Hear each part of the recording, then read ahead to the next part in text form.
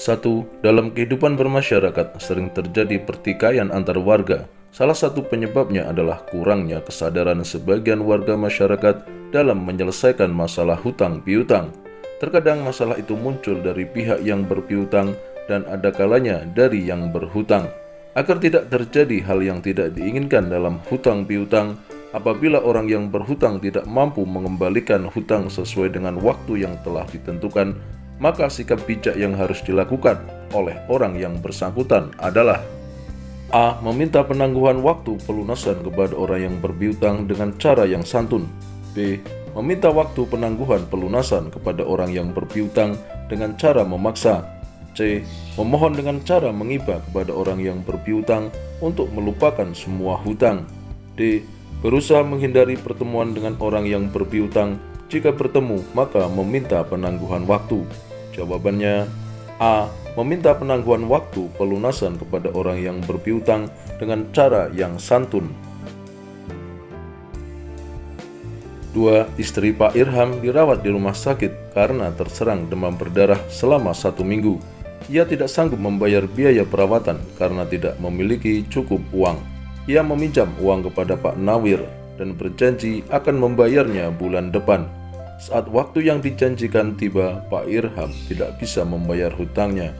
Menurut syariat Islam, sikap yang harus dilakukan oleh Pak Nawir adalah: A. Datang ke rumah Pak Irham untuk menyita barang-barangnya senilai hutang. B. Berusaha untuk menagih hutang kepada Pak Irham sampai hutangnya dibayar. C. Menanyakan alasan tertundanya pembayaran dan memberikan penangguhan waktu. D. Menanyakan alasan tertundanya pembayaran dan tidak akan memberikan hutang lagi. Jawabannya C. Menanyakan alasan tertundanya pembayaran dan memberikan penangguhan waktu. 3. Hasil panen tambak ikan milik Pak Budi berkurang dibandingkan panen sebelumnya. Hal ini mengakibatkan ia kesulitan untuk membayar biaya sekolah anak keduanya yang akan masuk madrasah sanawiyah. Akhirnya ia meminjam uang kepada Pak Huda dan akan mengembalikannya saat panen berikutnya. Akan tetapi hasil panen tidak sesuai dengan yang diharapkan sehingga ia tidak bisa mengembalikan uang pinjaman sesuai dengan waktu yang dijanjikan. Maka sikap yang harus dilakukan oleh Pak Budi adalah: A. Berusaha menghindari pertemuan dengan Pak Huda agar tidak ditagih. B. Meminta maaf kepada Pak Huda dan meminta dibebaskan dari hutang. C. Meminta maaf kepada Pak Huda dan meminta penangguhan waktu. D. Tidak mengakui hutangnya kepada Pak Huda dan memusuhinya.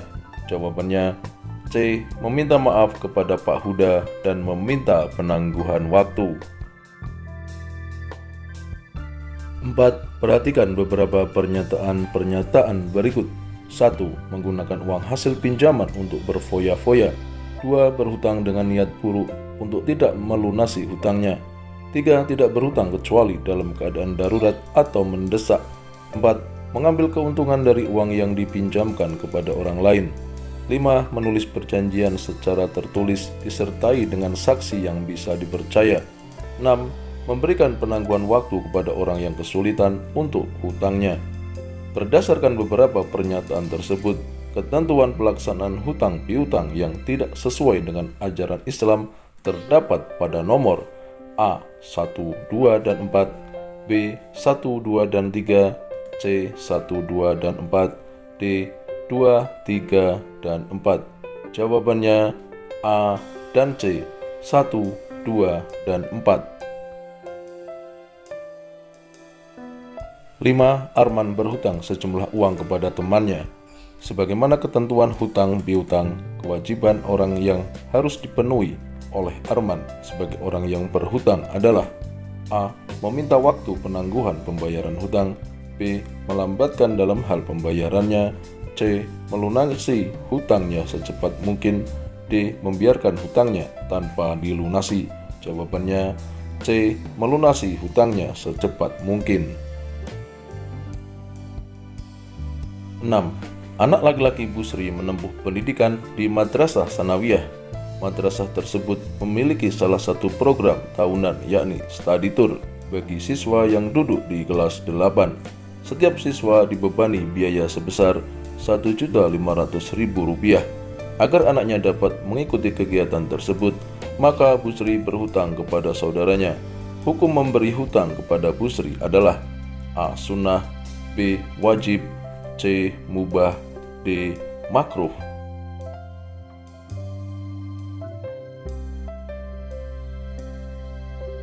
Tujuh. Ada beberapa hukum hutang piutang dalam Islam, di mana perubahan hukum tersebut tergantung situasi dan kondisi yang ada. Hukum memberi hutang kepada orang yang kelaparan adalah A. Wajib, B. Sunnah, C. Mubah, D. Haram. Jawabannya A. Wajib. 8. Ammar memiliki hutang kepada Bagus sebesar 1 juta rupiah dengan menyerahkan perhiasan bernilai jual 2 juta rupiah. Sampai waktu yang ditentukan, Ammar tidak mampu melunasi hutangnya. Kemudian Bagus melelang perhiasan tersebut secara syariah dan terjual seharga Rp1.750.000. Dari hasil penjualan tersebut, Bagus hanya mengambil sejumlah hutang Ammar. Selebihnya dikembalikan kepada Ammar. Jenis akad sesuai ilustrasi tersebut adalah A. Hiwalah, B. Ijaroh, C. Dain, D. Rohan. Jawabannya D. Rohan. 9. Pak Azam memiliki hutang kepada Pak Jamil sebesar 10 juta rupiah dengan jaminan berupa sebuah mobil. Jaminan tersebut berguna untuk A. Kepentingan pemberi hutang dengan memanfaatkan barang tersebut, B. Menambah kepercayaan pemberi hutang kepada penerima hutang, C. Menghilangkan hak kepemilikan barang orang yang berhutang, D. Dijadikan milik pribadi oleh orang yang memberi hutang. Jawabannya B. Menambah kepercayaan pemberi hutang kepada penerima hutang. 10. Hanafi mengalami krisis keuangan karena bisnisnya tidak berjalan lancar. Ia menggadaikan mobilnya kepada Iman selama 3 bulan. Selanjutnya, Iman memanfaatkan mobil gadai tersebut tanpa seizin pemiliknya untuk disewakan sampai waktu perjanjian gadai berakhir. Maka sikap yang dilakukan oleh Iman adalah A. Sudah benar karena kedua belah pihak merasa saling diuntungkan, B. Tidak benar karena mobil tersebut bisa rusak jika dipakai terus-menerus, C. Sudah benar karena Iman boleh memanfaatkan barang gadai tersebut, D. Tidak benar karena Iman tidak boleh memanfaatkan barang gadai tersebut. Jawabannya D. Tidak benar karena Iman tidak boleh memanfaatkan barang gadai tersebut. 11. Sukadi menggadaikan mobilnya kepada Sani. Ia ingin menambah modal untuk usaha rumah makan. Ia berjanji akan mengembalikan modal yang dihutangnya sesuai waktu yang ditentukan. Karena usaha tidak membuahkan hasil, bahkan merugi, maka ia tidak bisa mengembalikan modal yang dipinjam dari Sani. Dengan kondisi Sukadi yang seperti itu, maka sikap yang sebaiknya dilakukan Sani sebagai orang yang menerima barang gadai adalah A. Menjual barang gadai dan sisanya dikembalikan kepada pemilik barang gadai, B. Menjual barang gadai dan tidak memberikan sisanya kepada pemilik barang gadai, C. Membuat akad baru dengan adanya tambahan dari jumlah yang dipinjamkan ketika melunasi, D. Memanfaatkan barang gadai dengan menyewakannya kepada orang lain sampai hutangnya dilunasi. Jawabannya A. Menjual barang gadai dan sisanya dikembalikan kepada pemilik barang gadai. 12. Pak Alvin berhutang sejumlah uang kepada Pak Sukir dengan menyerahkan sepeda motornya sebagai jaminan. Kemudian untuk menjaga agar motor itu tidak rusak, maka Pak Sukir menyervis sepeda motor tersebut ke bengkel setiap 2 bulan sekali. Berdasarkan ilustrasi tersebut, yang harus dilakukan oleh Pak Alvin ketika melunasi hutangnya adalah A. Tidak mengganti biaya perawatan motor karena bukan tanggung jawabnya, B. Mengganti semua biaya perawatan sepeda motor itu ketika melunasi hutangnya, C. Mengganti sebagian biaya perawatan sepeda motor itu ketika melunasi hutangnya, D. Tidak peduli dengan biaya perawatan sepeda motor karena bukan atas keinginannya. Jawabannya B. Mengganti semua biaya perawatan sepeda motor itu ketika melunasi hutangnya. 13. Alim berhutang kepada Ammar 100.000 rupiah bulan lalu. Saat waktu pembayaran tiba, ia tidak punya uang untuk melunasinya. Akhirnya ia mengalihkan pelunasan hutangnya kepada Syukron yang berhutang 100.000 rupiah kepadanya 2 bulan lalu. Jenis akad sesuai ilustrasi adalah A. Ijaroh, B. Ariyah, C. Hiwalah, D. Wadhi'ah. Jawabannya C. Hiwalah. 14. Perhatikan beberapa pernyataan berikut. 1. Memindahkan hak dari tanggungan orang yang berhutang kepada orang yang menerima pengalihan hutang. 2. Memindahkan hak dari tanggungan penerima pengalihan hutang kepada orang yang hutangnya dipindahkan. 3. Memberikan sesuatu kepada seseorang dengan perjanjian bahwa dia akan mengembalikan sesuatu yang diterimanya dalam jumlah yang sama dan dalam jangka waktu yang disepakati. 4. Meminjamkan suatu barang yang dibatasi dari segi waktu dan kemanfaatannya, baik disyaratkan pada keduanya maupun salah satunya. Berdasarkan beberapa pernyataan tersebut, pengertian hiwalah terdapat pada nomor A1, B2, C3, D4.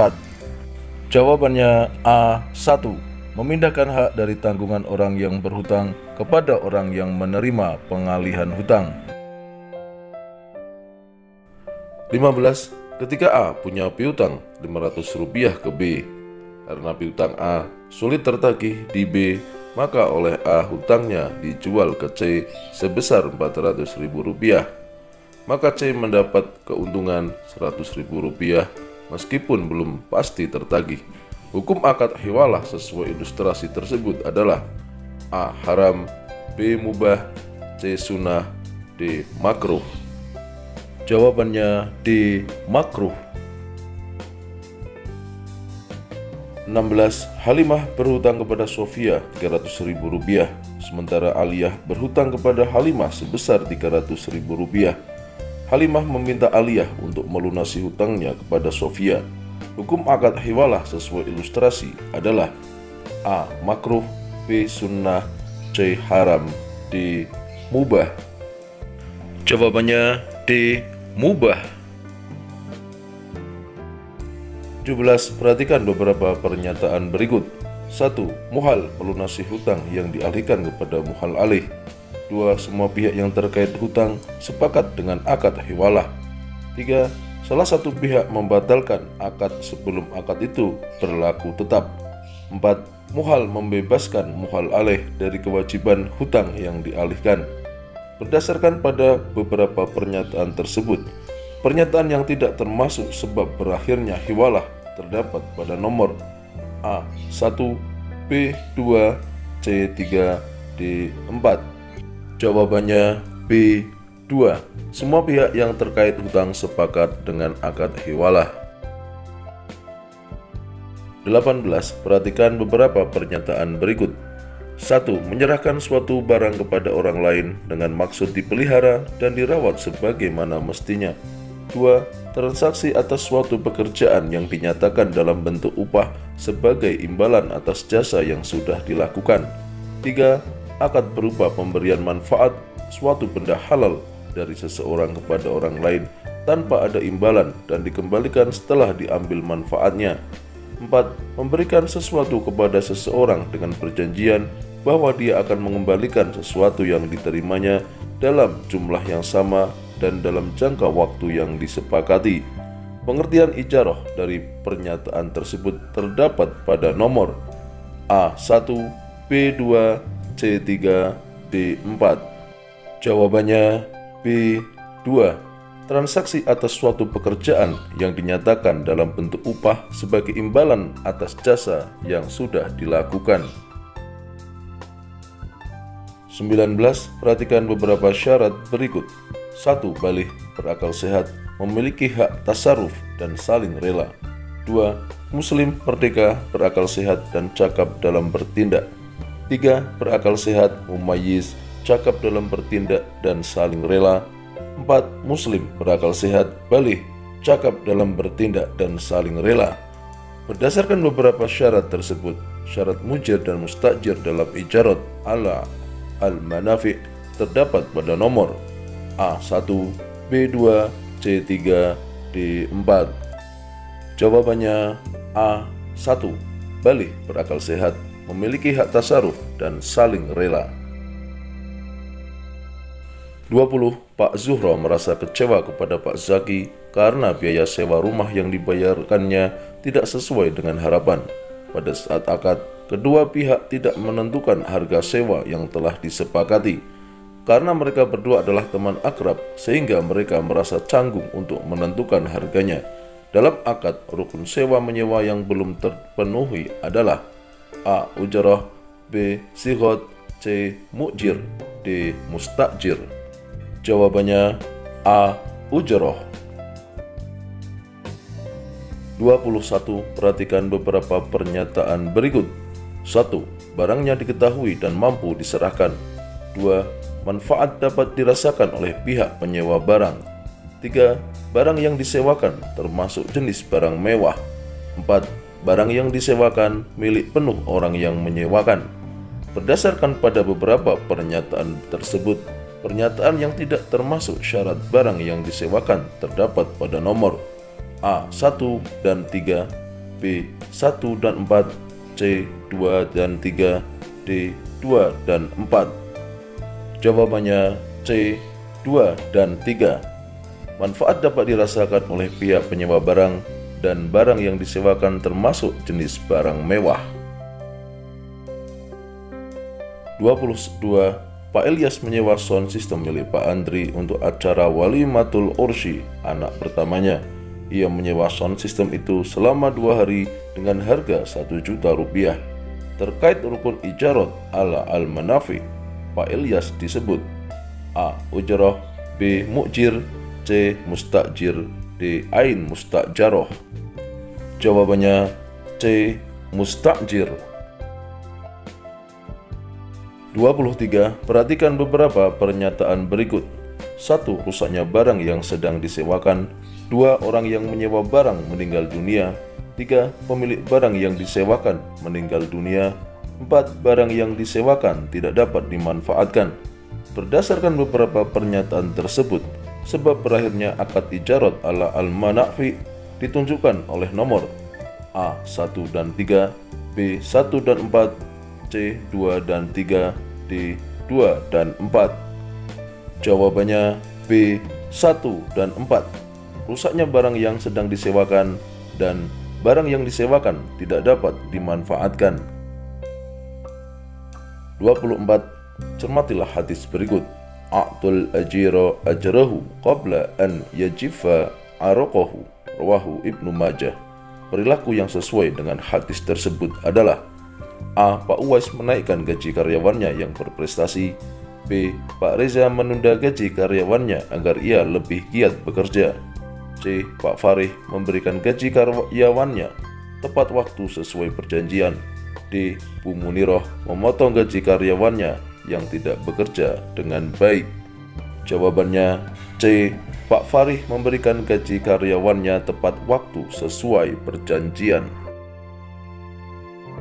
25. Kanza pergi ke sekolah naik becak kemarin. Ayahnya tidak dapat mengantarnya karena ada tugas di luar kota. Jarak antara rumah dan sekolah Kanza tidak terlalu jauh sehingga dia tidak akan terlambat. Kanza memberikan upah kepada tukang becak setelah sampai di sekolahnya. Hukum memberikan upah sesuai ilustrasi tersebut adalah A. Makruh karena menumbuhkan mental peminta-minta. B. Wajib karena telah menggunakan jasa tukang becak. C. Mubah karena menyenangkan hati tukang becak. D. Sunnah termasuk sedekah bagi tukang becak. Jawabannya B. Wajib karena telah menggunakan jasa tukang becak. 26. Pak Yudi merasa kecewa ketika menerima upah dari hasil kerjanya di rumah Pak Joko karena jumlah upahnya tidak sesuai dengan harapannya. Peristiwa ini terjadi karena tidak terpenuhinya rukun dalam upah, yakni A. Mu'jir, B. Ujrah, C. Sighot, D. Amal. Jawabannya B. Ujrah. 27. Perhatikan beberapa pernyataan berikut. 1. Karyo selalu datang ke tempat kerja tepat waktu. 2. Kardi melaporkan hasil pekerjaannya kepada atasannya. 3. Ridho memberikan cuti kepada karyawannya setiap tahun. 4. Mahfud mematuhi kontrak kerja yang telah ditandatangani. 5. Suradi membayar gaji asisten rumah tangganya setiap akhir bulan. 6. Pak Farih meningkatkan kesejahteraan karyawan di perusahaannya. Berdasarkan pada beberapa pernyataan tersebut, kewajiban mustajir terdapat pada nomor A. 1, 2, dan 4, B. 2, 3, dan 4, C. 3, 5, dan 6, D. 4, 5, dan 6. Jawabannya A. 1, 2, dan 4. 28. Perhatikan pernyataan berikut.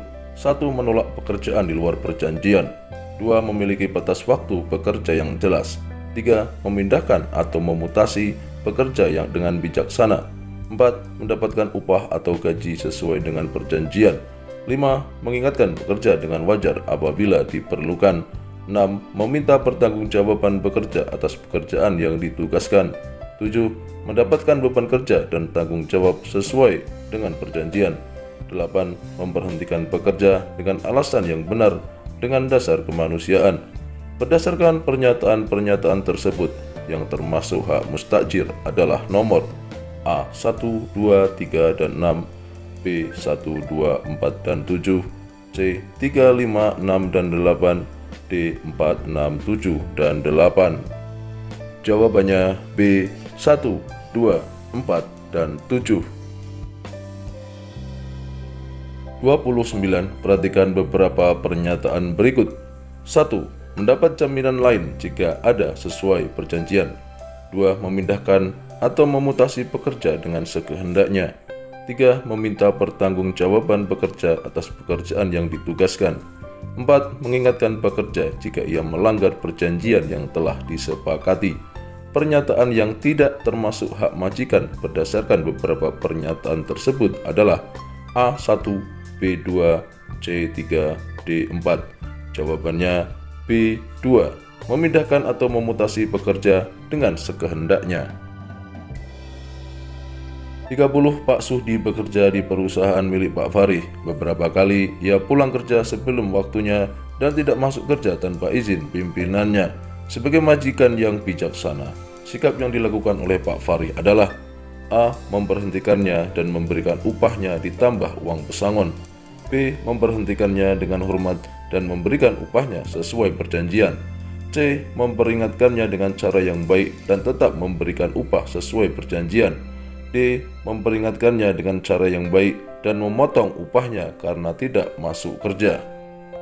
Jawabannya D. Memperingatkannya dengan cara yang baik dan memotong upahnya karena tidak masuk kerja.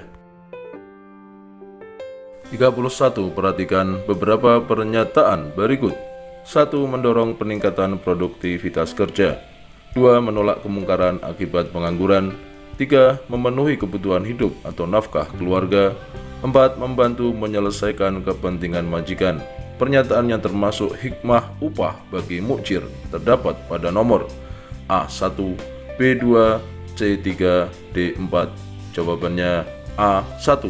Mendorong peningkatan produktivitas kerja. 32. Kewajiban pengurusan jenazah bagi orang yang masih hidup ialah memandikan, mengafani, menyolatkan, dan menguburkannya. Kewajiban ini hukumnya fardu kifayah, artinya kewajiban yang dibebankan kepada umat Islam yang apabila telah dilaksanakan oleh sebagian dari mereka, maka gugurlah kewajiban bagi yang lain.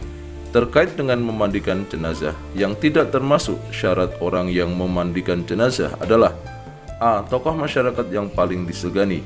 B. Orang-orang yang sama jenis kelaminnya. C. Anggota keluarga jenazah yang sudah dipilih. D. Mampu merahasiakan aib jenazah kepada orang lain. Jawabannya A. Tokoh masyarakat yang paling disegani. 33. Perhatikan ketentuan memandikan jenazah berikut. 1. Berniat untuk memandikan jenazah. 2. Jenazah dimandikan di tempat tertutup. 3. Meratakan air ke seluruh tubuh jenazah. 4. Membaca basmalah saat akan memandikan. 5. Jenazah yang akan dimandikan beragama Islam. 6. Memandikan jenazah menggunakan sarung tangan.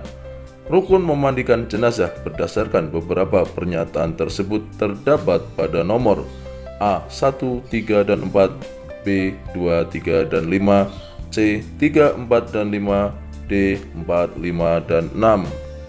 Jawabannya A. 1, 3, dan 4. Berniat untuk memandikan jenazah, meletakkan air ke seluruh tubuh jenazah, dan membaca basmalah saat akan memandikan.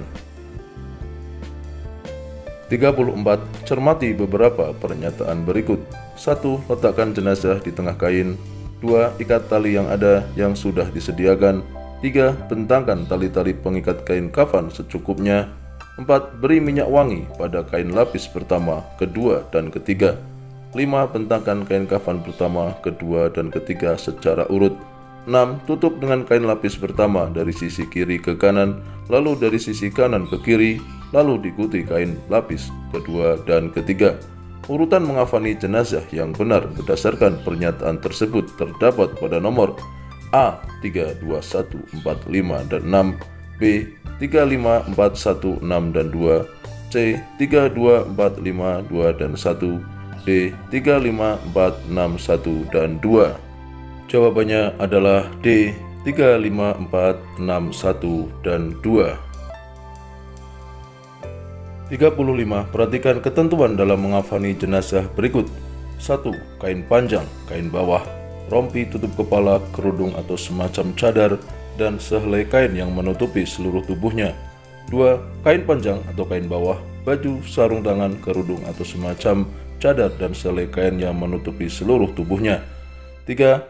Kain panjang, kain bawah, baju, tutup kepala, celana, dan sehelai kain yang menutupi seluruh tubuhnya. 4. Kain panjang atau kain bawah, baju, tutup kepala, kerudung atau semacam cadar, dan sehelai kain yang menutupi seluruh tubuhnya. Berdasarkan beberapa ketentuan dalam mengafani jenazah tersebut, penggunaan kain kafan bagi wanita yang tepat terdapat pada nomor A1, B2, C3, D4. Jawabannya D4. Kain panjang, kain bawah, baju, tutup kepala, kerudung atau semacam cadar, dan sehelai kain yang menutupi seluruh tubuhnya. 36. Perhatikan ketentuan sholat jenazah berikut. 1. Menghadap kiblat. 2. Memperbanyak shaf. 3. Membaca ta'awud. 4. Suci dari hadas kecil dan besar. 5. Mengangkat tangan pada tiap-tiap takbir. 6. Jenazah telah dimandikan dan dikafankan. Berdasarkan opsi di atas, yang termasuk syarat sholat jenazah adalah nomor A. 1, 2, dan 3, B. 1, 4, dan 6, C. 2, 3, dan 4, D. 3, 4, dan 6. Jawabannya B. 1, 4, dan 6. 37. Perhatikan beberapa pernyataan berikut. 1. Melakukan 4 kali takbir. 2. Berniat dalam hati. 3. Berdiri bagi yang mampu. 4. Membaca sholawat Nabi SAW setelah takbir kedua. 5. Mengucapkan salam setelah takbir keempat. 6. Setelah takbir pertama membaca Al-Fatihah. 7. Mendoakan mayit pada takbir ketiga dan keempat. Berdasarkan beberapa pernyataan tersebut, urutan yang tepat dalam rangkaian sholat jenazah adalah jawabannya C. 2, 3, 1, 6, 4, 7, dan 5. 38. Pak Farhan dan para warga di kampung Sukamandiri sedang menyolatkan jenazah Ibu Khadijah di Masjid At-Taqwa. Dalam sholat jenazah tersebut, doa yang dibaca setelah takbir ketiga adalah jawabannya C. Allahumma ighfir laha warhamha wa'afiha wa'fu anha. 39. Pak Rohim bertindak sebagai imam ketika menyolatkan jenazah seorang wanita. Sebelum sholat dilaksanakan, ia berwudu. Selanjutnya, ia berdiri di dekat pinggang jenazah, lalu niat, mengangkat tangan setiap takbir, membaca ta'awud, membaca surah Al-Fatihah, sholawat, doa untuk jenazah, dan salam. Hal-hal yang disunahkan dalam menyolatkan jenazah berdasarkan ilustrasi tersebut adalah A. Membaca doa untuk jenazah dan salam. B. Membaca surah Al-Fatihah dan sholawat. C. Berwudu kemudian niat menyolatkan jenazah. D. Mengangkat tangan setiap takbir dan membaca ta'awud. Jawabannya D. Mengangkat tangan setiap takbir dan membaca ta'awud. 40. Perhatikan beberapa pernyataan berikut. 1. Jenazah dimasukkan ke dalam liang lahat dengan posisi miring ke kanan menghadap kiblat. 2. Melepas semua tali pengikat kafan, pipi kanan, dan ujung kaki ditempelkan ke tanah. 3. Meletakkan pelepah yang masih basah dan menyiramkan air di atas kuburan. 4. Menguburkan jenazah saat matahari akan tenggelam di ufuk barat. Pernyataan yang tidak termasuk hal-hal yang disyariatkan dalam menguburkan jenazah terdapat pada nomor A1, B2, C3, D4. Jawabannya C3. Meletakkan pelepah yang masih basah dan menyiramkan air di atas kuburan. 41. Perhatikan beberapa pernyataan berikut. 1. Amanda menangis dengan keras dan meratapi kepergian sahabatnya. 2. Zahra memakai pakaian serba hitam saat bertakziah ke rumah temannya. 3. Pak Sultan mendoakan jenazah Pak Mahmud saat bertakziah ke rumahnya. 4. Bu Darmi membawa makanan yang banyak saat takziah ke rumah tetangganya. Berdasarkan beberapa pernyataan tersebut, pernyataan yang tidak termasuk adab takziah terdapat pada nomor A1, B2, C3, D4. Jawabannya A1. Amanda menangis dengan keras dan meratapi kepergian sahabatnya. 42. Perhatikan beberapa pernyataan berikut. 1. Meminta berkah kepada orang yang meninggal. 2. Mengingatkan bahwa setiap manusia akan mati. 3. Mengambil pelajaran tentang kehidupan akhirat. 4. Mendoakan orang yang meninggal agar dosanya diampuni. Pernyataan yang tidak termasuk tujuan ziarah kubur berdasarkan pada beberapa pernyataan tersebut terdapat pada nomor A1, B2, C3, D4. Jawabannya A1. Meminta berkah kepada orang yang meninggal. 43. Cermati beberapa perilaku manusia berikut. 1. Jody beradu mulut dengan ayahnya karena ingin dibelikan sepeda motor. Akibatnya ayahnya sakit dan meninggal dunia. 2. Santi menemukan seorang bayi yang tergeletak di depan pintu rumahnya. Ia kemudian merawat bayi tersebut sebagai anaknya. 3. Hanif ingin menikahi pujaan hatinya yang beragama lain dan memutuskan untuk mengikuti agama wanita tersebut. 4. Sarah dan Yusuf mendapatkan ucapan selamat dari rekan-rekan kerjanya karena baru saja melangsungkan pernikahan. Sebab-sebab seseorang mendapatkan warisan berdasarkan perilaku manusia di atas terdapat pada nomor A1, B2, C3, D4. Jawabannya D4. Sarah dan Yusuf mendapatkan ucapan selamat dari rekan-rekan kerjanya karena baru saja melangsungkan pernikahan. 44. Ardi, Bayu, Umar, dan Ali adalah siswa kelas 9. Mereka sedang mendiskusikan tugas dari guru fikih mereka untuk menentukan sebab-sebab seseorang menjadi terhalang menerima warisan dengan melihat tabel yang telah tersedia sebagai berikut. Ahli waris 1. Zaki dan istrinya menikah selama 10 tahun dan dikaruniai 3 orang anak. Mereka hidup dengan bahagia. 2. Pak Ilham mempunyai 2 orang anak, laki-laki dan perempuan. Karena suatu hal, kedua anaknya ini menganut agama yang berbeda dengan Ilham. 3. Mahira adalah anak Pak Yahya yang hidup miskin dan serba kekurangan. Akan tetapi kondisi tersebut tidak menyurutkan tekadnya untuk meraih prestasi. 4. Sukir melukai ayahnya karena keinginannya untuk dibelikan laptop tidak dikabulkan. Akibatnya perbuatannya itu menyebabkan ayahnya meninggal dunia. Sebab-sebab mewarisi dan tidak mewarisi: A. Murtad, B. Keturunan, C. Pembunuhan, D. Perkawinan. Setelah berdiskusi, Ardi, Bayu, Umar, dan Ali memiliki pendapat yang berbeda-beda seperti yang tertera sebagai berikut. Ardi 4C 3B, Bayu 2A 1C, Umar 1C 3B, Ali 2A 4C. Berdasarkan tabel tersebut, pendapat yang benar adalah pendapat yang dipilih oleh A. Ardi, B. Bayu, C. Umar, D. Ali. Jawabannya adalah A dan D, yaitu Ardi dan Ali, sama-sama pendapatnya benar. 45. Cermati tabel berikut. Bagian ahli waris yang benar berdasarkan tabel di atas terdapat pada nomor A 4 dan 3, B 3 dan 2, C 2 dan 4, D 1 dan 2.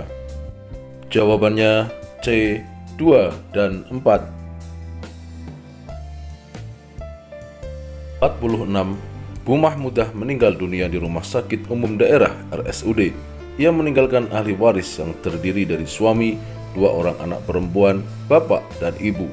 Maka bagian suami adalah A 1/8, B 1/6, C 1/4, D setengah. Jawabannya C 1/4. 47. Pak Suraji meninggal dunia karena sakit. Ia meninggalkan uang sebesar 100 juta rupiah. Sedangkan ahli warisnya terdiri dari seorang istri, ibu, seorang anak perempuan, dan seorang anak laki-laki. Ahli waris yang mendapatkan bagian 1/6 sesuai ilustrasi tersebut adalah A. Anak perempuan, B. Anak laki-laki, C. Istri, D. Ibu. Jawabannya D. Ibu. 48. Pak Farid meninggal dunia, meninggalkan harta waris sebesar 150 juta rupiah. Ahli warisnya adalah seorang istri, seorang anak laki-laki, dan ibu kandung. Maka bagian ibu adalah A 50 juta rupiah, B 45 juta rupiah, C 25 juta rupiah, D 20 juta rupiah. Bagian ibu jika ada anak adalah 1/6. Jadi 150 juta rupiah dikalikan 1/6 yaitu 25 juta rupiah. Jawabannya C 25 juta rupiah. 49. Bu Fayumi meninggal dunia, meninggalkan seorang anak perempuan, suami dan bapak. Harta warisan yang ditinggalkan adalah 180 juta rupiah. Bagian yang diterima oleh seorang anak perempuan adalah A 45 juta rupiah, B 65 juta rupiah, C 70 juta rupiah, D 90 juta rupiah. Bagian anak perempuan tunggal yaitu setengah. Jadi 180 juta rupiah dikali setengah yaitu 90 juta rupiah. Jawabannya D 90 juta rupiah. 50. Perhatikan beberapa pernyataan berikut. 1. Kewajiban dan hak keluarga mayit dapat teratur dan dihormati. 2. Menghindari perselisihan antar ahli waris yang ditinggalkan. 3. Terjaganya harta warisan hingga sampai kepada ahli waris. 4. Menumbuhkan iri hati kepada ahli waris yang mendapat bagian banyak. Pernyataan yang tidak termasuk hikmah pembagian waris terdapat pada nomor A1, B2, C3, D4. Jawabannya D4. Menumbuhkan iri hati kepada ahli waris yang mendapat bagian banyak.